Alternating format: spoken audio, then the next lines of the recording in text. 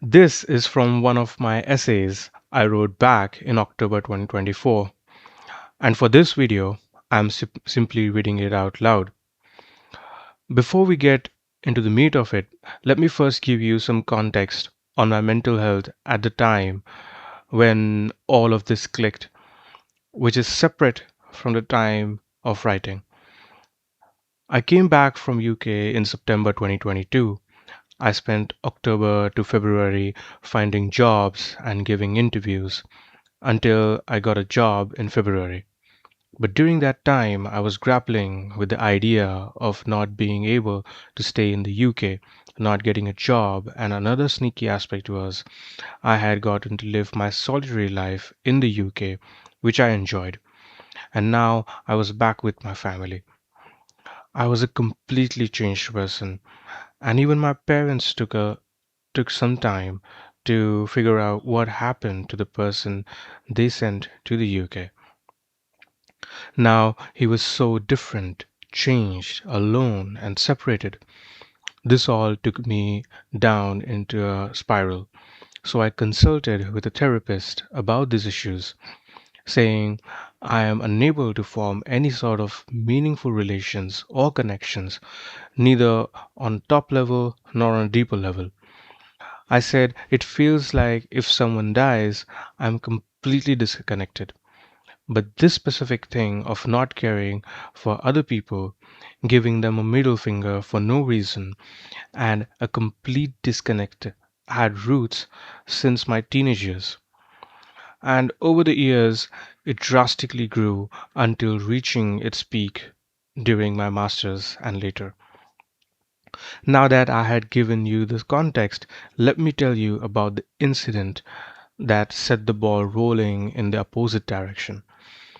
I got a job in February 2023 and I was immediately made a lead on one of the projects. That project went on until the end of the May 2023. What happened was being my first job and directly put into this extremely important position, my anxiety and stress levels were through the roof. Hence, when the project was over in May and I was relieved, it was the month of June, and all the bottled up stress and anxiety came out in full force with a panic attack. I remember when I had it, it felt like dying, chest pain, struggling to breathe, sheer terror, the whole nine yards. As one can imagine, it messed me up on multiple levels. The next day, when I woke up, my initial reaction was, how am I still alive? What was that? Why am I still alive? And then came the huge, holy fuck, I'm still alive moment. All ranges of emotions came up, and for the first time, I had experienced such extreme emotions. When I calmed down from that experience, I was more fascinated to know how each of those intense emotions felt. I understood that this is what it means to feel something. It was a surreal experience for me, who was not at all tuned with his emotions. But over the next few days and months, I grappled with this idea of death, and with all the knowledge I had accumulated over the years, it all came back to me. It all started making sense. And in that, I actualized death as a concept and how beautiful it is. I went from fearing it to loving it. The implications and the byproducts were huge. I was more emotionally tuned, my tone changed, my ego was destroyed, and my deep respect for life as a whole intensified. I remember this led to a different byproduct as well, which was that I now had intense empathy for all life around me, living and non living, and a huge appreciation for how nature works and a deeper connection with life and the death cycle that's around us in animals and plants and even the non living. I started to feel the pain in people's lives, people's reasonings, which was which my previous version would have just rejected for not being logical. I was able to understand what a person might have gone through and the emotional pain and suffering they had to endure. It was all so apparent. The result was that I was more aware of people, and suddenly my language changed, my connections with people changed, and the way I interacted with them changed. This was also noticed by my close friends. I'm still understanding some factors and aspects of it till this date, but I understood more and more of it as I started understanding the suffering of the people.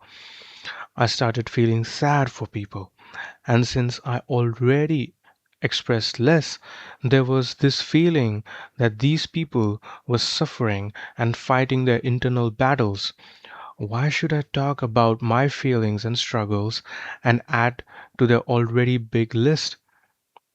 Hence, my talking went down, and my listening, which was already high, went even higher. It also took me in a different direction, where I was feeling depressed because of the understanding of the suffering, both my own and other people's. I feel this intense connection with people, but now I have become more susceptible to their pain and understand why they behave the way they do. So, this intense actualization of empathy can also lead to this type of downfall. Another part of me, remnants of the old self, still pop up here and there as I had to shed the skin I was carrying for almost 25 years. Recently, I came across this podcast by Andrew Huberman, which gave me more food for thought. I would recommend anyone who wants to further understand and study the topic in depth to go watch the episode named Create Your Ideal Future Using Science Based Protocols. It expands more on coming closer to this understanding of death and how we can use it as a tool to further our lives in a more positive and a purpose driven way. As I was listening to this podcast, everything I just talked about flashed in front of my eyes, and it also validated the way I was thinking and understanding this concept of death.